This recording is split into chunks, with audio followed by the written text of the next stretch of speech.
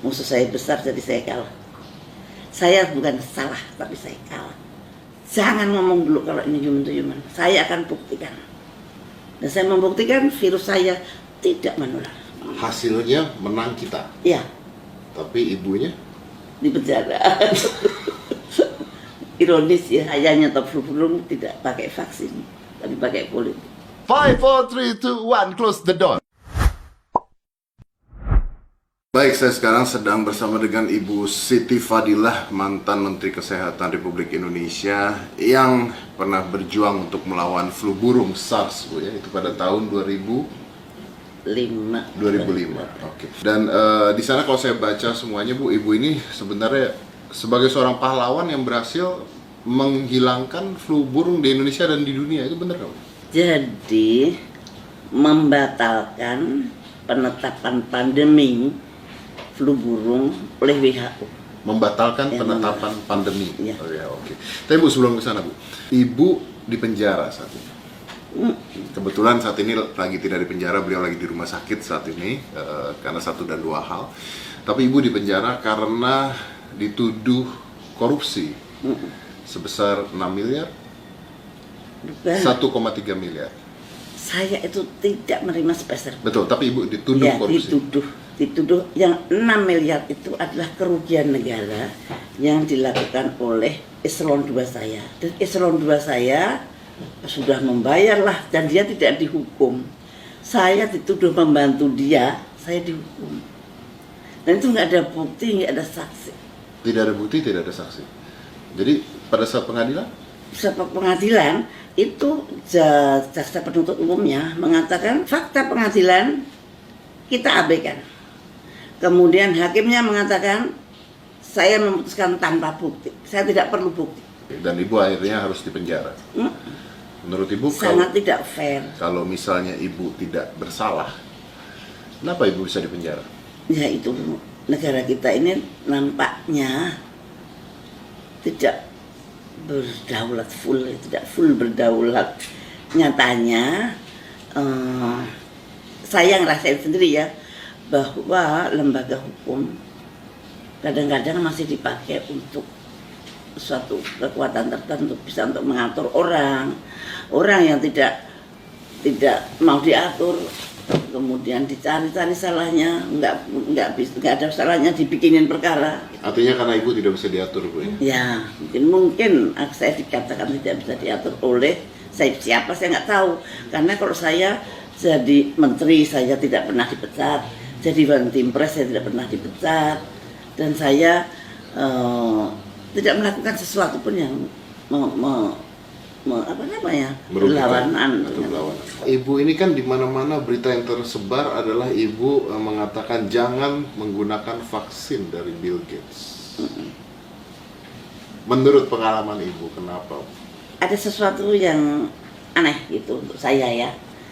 Saya ikutin Bill Gates ini di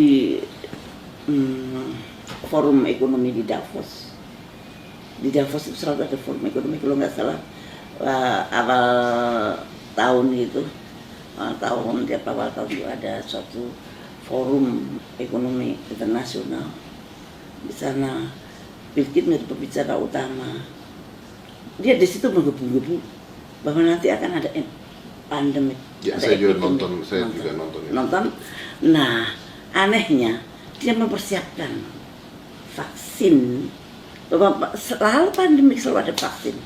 Kalau pandemik penyelesaiannya ada vaksin. Kenapa nggak pandemiknya yang dihentikan? Kenapa mesti dibikin vaksinnya gitu loh? Ya jangan sampai terjadi pandemik. Gitu. Satu, ini kan bukan dokter dia itu. Dia nggak pernah sekolah kedokteran.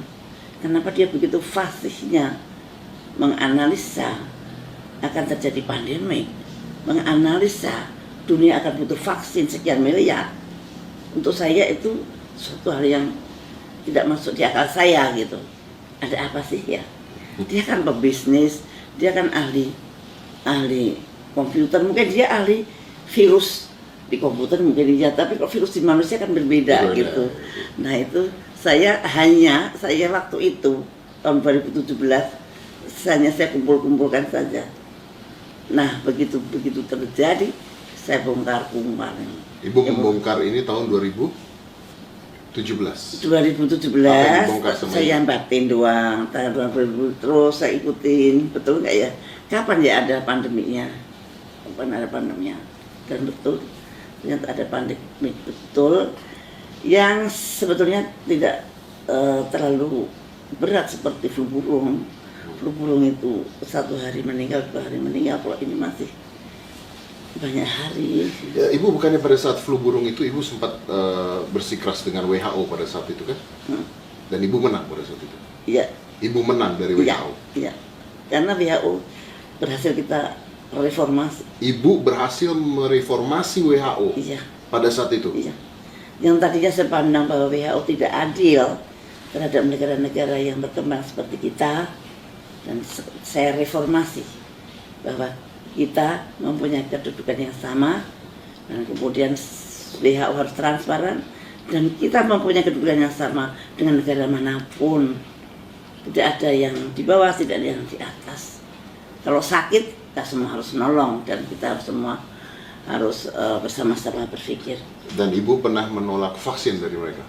Iya, tidak ada vaksin untuk flu burung. Tidak ada vaksin untuk flu burung, karena Ibu tolak pada saat itu? Iya. Ibu tolak pada saat Ya, itu? saya membuktikan tidak perlu vaksin. Saya membuktikan bahwa virus flu burung tidak menular. Pada waktu itu WHO sudah berkuar-kuar mengatakan flu burung itu menular, human to human transmission. Sudah masuk CNN, sudah digempurkan kemana-mana, seperti Wuhan. Tapi saya nggak mau. Jangan ngomong dulu kalau ini human to human. Saya akan buktikan. Dan saya membuktikan virus saya tidak menular. Ini gambarnya virus saya, ini bentuk virus saya. Nah itu kemudian, dan saya protes juga ke PBB, sehingga kemudian terus stop. Setelah itu stoplah. Stop vaksin? Ya, stoplah flu burung. Stop flu? Saya nyetop flu burung tidak pakai vaksin, tapi pakai kulit. Ibu Ibu menyetop flu burung tidak dengan vaksin tapi dengan politik. Yes. Artinya flu burungnya hilang sendiri. Kalau di ekonomis, saya dikatakan saya adalah menyelesaikan pandemi flu burung dengan transparansi. Kalau Ibu mengatakan seperti itu, artinya flu burung pada saat itu bisa dihentikan karena politik yang Ibu lakukan, artinya bisa diatur kapan berhentinya virus. Tidak. Tidak. Begini, dia merencanakan ada pandemik.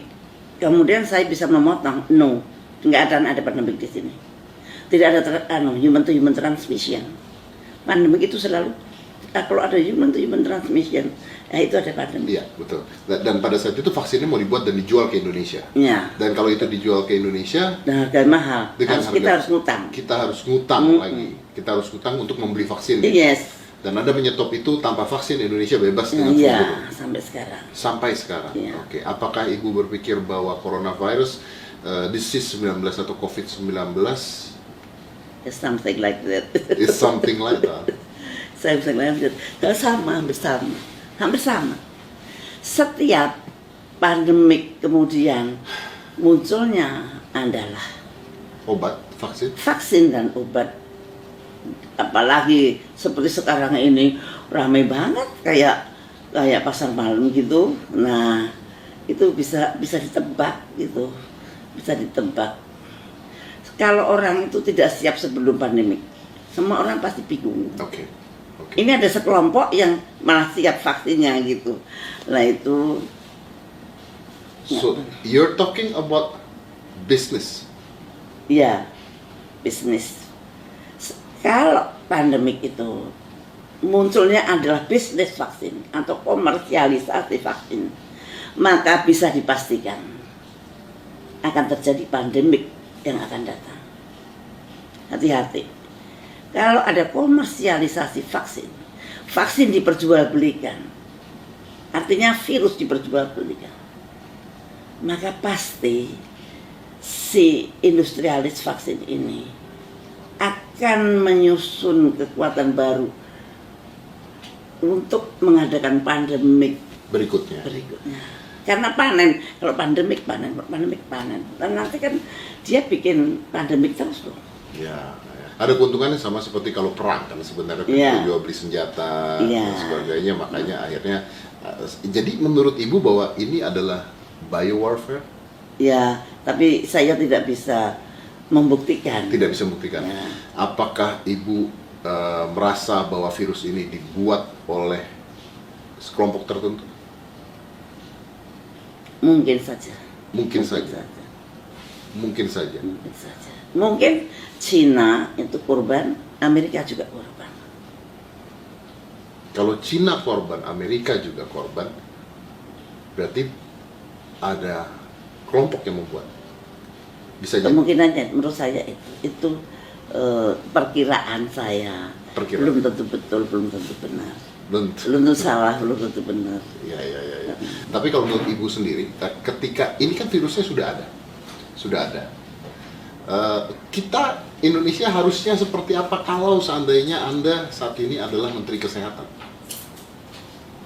Indonesia harus mandiri, membuat vaksin sendiri. Kalau perlu vaksin, kalau nggak perlu vaksin tidak perlu dibuat. Kita juga, orang Indonesia itu antibodinya tinggi-tinggi pada waktu flu burung. Itu antibodi orang Indonesia itu sangat luar biasa. Jadi, Nah, dan kita mampu buat vaksin sendiri, Bu? oh Pak mampu lah. Tidak perlu beli. Ekman bisa, Surabaya juga bisa. Kemudian BPPT Jogja juga mungkin bisa. Tapi sekarang fokusnya di Ekman. Menurut saya yakin mereka bisa. Ibu yakin kita mampu membuat Ya, vaksin mampu. sendiri.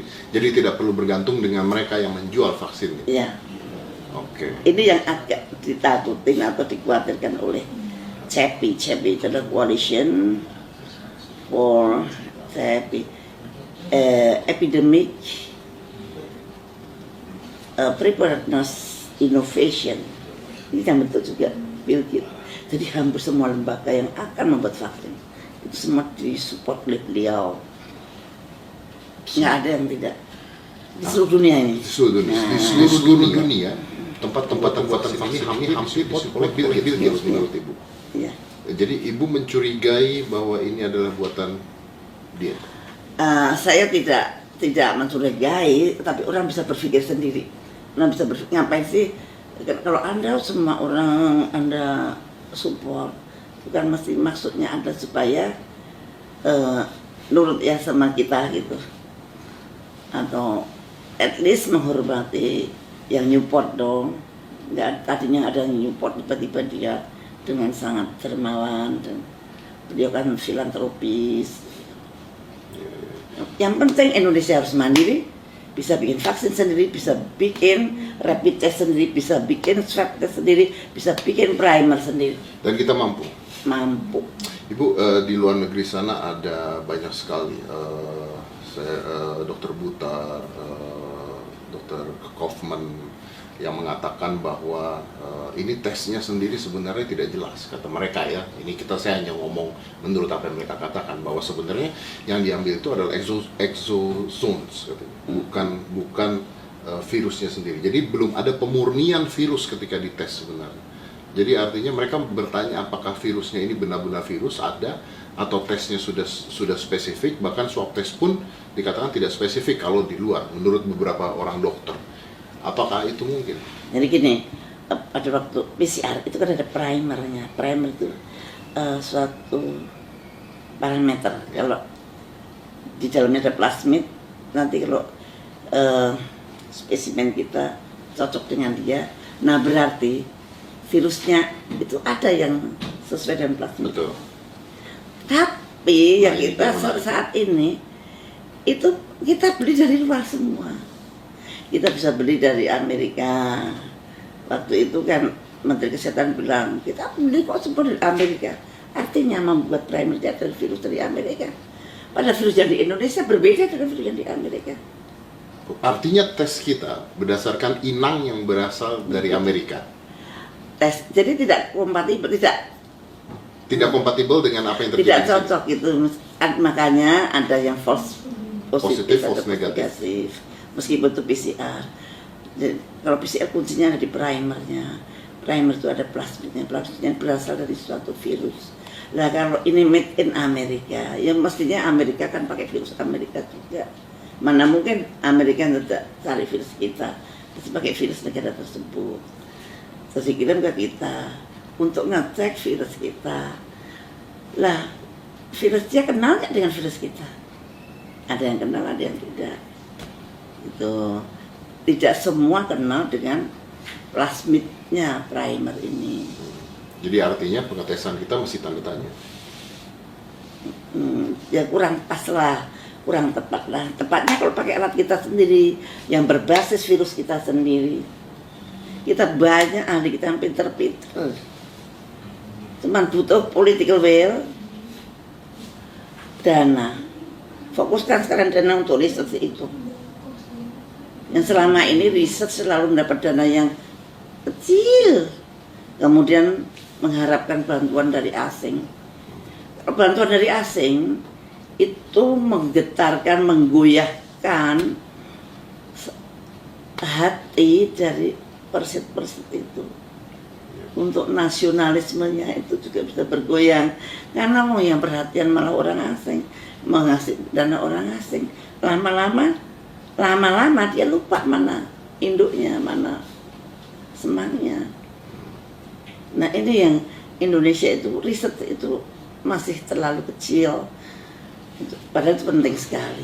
Kalau ibu mengatakan bahwa ibu pada saat itu di penjara akhirnya karena sebuah tuduhan korupsi, artinya kan semua yang ibu katakan itu mengandung resiko. Artinya ibu dijebloskan karena sesuatu sebenarnya. Itu yang ibu percaya? Ya menurut saya mempunyai suatu sikap itu mengakibatkan saya di penjara. Tapi saya tidak menyesal karena sikap saya adalah untuk melindungi rakyat saya. Saya berbuat itu adalah bukan untuk saya. Saya dapat apa? Karena aku nggak dapat apa-apa. Saya lakuin. Tapi saya yakin saya melindungi rakyat saya. Dan ternyata bukan Indonesia saja yang terlindung. Ternyata pandemi itu gagal. Satu dunia. 2006 ya. Kalau dihitung itu berapa ribu triliun. Yang Saya nggak bisa ngitung. Sekarang hitung aja dengan corona aja sekarang berapa ribu triliun kerugian seluruh dunia. Apalagi kalau flu burung. Lah, yang saya terkesan sampai sekarang, lawong tidak menular kok WHO berani bilang menular. Pada saat itu. Dan ibu membongkar itu pada saat itu. Dan hasilnya? Dan hasilnya menang kita. Dan karena saya membuktikan secara virologi. Ya. WHO mendiagnosis secara public health atau epidemiologi. Hasilnya menang kita. Ya. Tapi ibunya di penjara. Ironis ya. Ironis. Ya, itulah dunia. Yang penting adalah niat kita, dan apa yang terjadi itu ya tidak pernah lepas dari kehendak Allah. Tapi kenapa ibu masih berani bicara sekarang? Karena saya baca di media-media ibu masih berani bicara tentang virus ini, ibu masih berani bicara tentang apa yang ibu lakukan. Bahkan saya ada media satu yang bicara tentang ibu dilindungi sniper, dulu tuh ada di media loh. Oh iya? Saya nggak ngomong tentang itu. Yang saya omongin tentang ilmu yang orang banyak harus tahu. Jangan sampai rakyat ini nggak tahu sama sekali. Jadi saya hanya menyampaikan suatu ilmu pengetahuan, dan itu menurut saya wajib. Kalau saya tahu sesuatu yang tidak baik, saya diam saja. Padahal saya tahu. Saya diam saja. Tapi kan ibu belajar bahwa ketika ibu bicara pada saat itu, akhirnya menurut ibu, ibu dipenjara. Waktu itu saya bukan hanya bicara ya, saya terlalu berani keluar, berani mengalahkan negara adidaya, itu suatu hal yang impossible sebetulnya. Sampai sekarang juga nggak ada, tapi jangan menggagalkan pandemi itu sampai sekarang nggak ada. Ya baru sekali ini. Baru sekali ya, pandemi gagal karena seorang ibu Siti Fadilah. Tapi walaupun ibu sekarang ada di penjara, bangganya seperti apa, Bu? Ya, saya seorang Islam. Di dalam Islam itu pilihan Allah itu selalu terbaik. Pilihan Allah adalah yang terbaik. Mungkin kita nggak tahu hikmahnya apa, tapi pasti ada hikmahnya.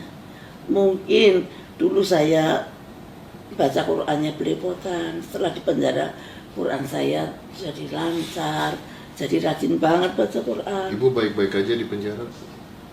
Baik, nggak ada bedanya. Tidak ada bedanya, diperlakukan dengan baik, makan. Oh iya. Dan saya di penjara panggil saya Bu Menteri malahan. Dipanggil Bu Menteri. Padahal udah lama jadi menteri. Saya dengan ketawa. Ini lucu bener. Dan saya sebagai sesepuh di situ ya, sesepuh. Jadi memang sebetulnya kebahagiaan itu ada dalam hati, bukan ada di tempat di mana Anda duduk, bukan ada di tempat Anda berdiri. Tapi kebahagiaan itu ada di dalam hati.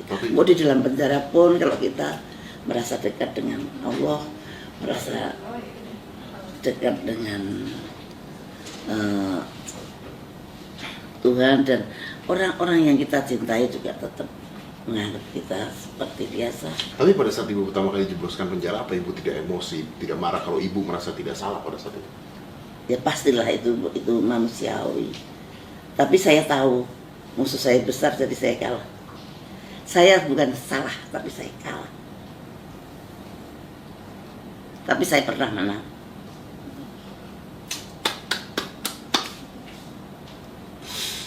Kalau dulu saya dibilang Pak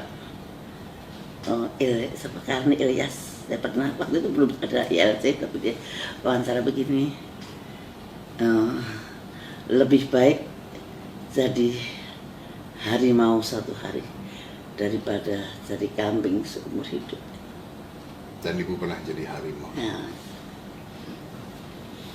sekarang jadi kambing apa?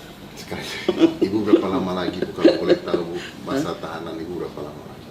Nanti Oktober ini selesai. Ya, selesai. Bayangin kurang 4 bulan. Saya ini kurang 4 bulan sudah selesai. Di rutan saya ada corona. Saya ini kan high risk, umur sudah 70 tahun, mau 71. Saya punya penyakit Asma. yang bermacam-macam. Ada asma, ada hipertensi yang terkontrol karena obat-obatan, ada jantung yang iramanya nggak bener. Kok saya tidak dirumahkan? Si mbah-mbah yang saya bilang mbah, padahal dia lebih muda daripada saya, itu semua dipulangkan, dirumahkan. Saya pernah ngomong itu, tapi karena pelaksananya adalah siapapun yang tertuduh korupsi tidak bisa diri. Ya, itu namanya PP 99. Ya. PP 99 itu memang itu berlawanan banget dengan HAM. Kalau di seluruh dunia semua BPP itu semua napi mempunyai hak yang sama. Ini enggak, tidak mempunyai hak sama, itu korupsi, narkoba, teroris. Nah, yang tiga ini tidak dapat remisi sehari pun. 4 tahun ya 4 tahun. Nah, sekarang ini kurang 4 bulan. PP 99 kan dibuat tidak pada keadaan pandemik. PP 99 kan dibuat pada keadaan normal. Kenapa juga diberlakukan pada keadaan pandemik? Seharusnya enggak dong. Pandemik itu adalah darurat, kegawatan kesehatan masyarakat. Nggak boleh menaruh orang yang high risk di dalam zona, di dalam rutan atau lapas. Ada orang yang setua saya dengan high risk begini, dibiarkan saya di dalam. Melanggar HAM itu. Dan saya heran, kok takut banget sih sama PP 99, lebih takut PP 99 daripada Tuhan. Lah, PP 99 yang bikin sama orang-orangnya juga pernah jadi tersangka tuh, kabur ke Australia itu kemana nggak tahu. Lah kok malah takutnya bukan main. Saya tahu PP 99, aku heran loh kalau yang takut tukang beca nggak apa-apa loh, kok sampai Wong sing paling tinggi dhewe juga takut sampai PP 99 aku gak ngerti. Ini dunia ini aneh juga sih. Tapi tinggal 4 bulan lagi Bu ya. Begitu Ibu keluar nanti, apa yang akan Ibu lakukan? Saya mengalir seperti air yang mengalir seperti apa. Yang jelas saya akan tetap konsisten untuk menyuarakan kebenaran dan semuanya untuk rakyat. Apapun saya ingin mensejahterakan rakyat Indonesia. 5, 4, 3, 2, 1, close the door.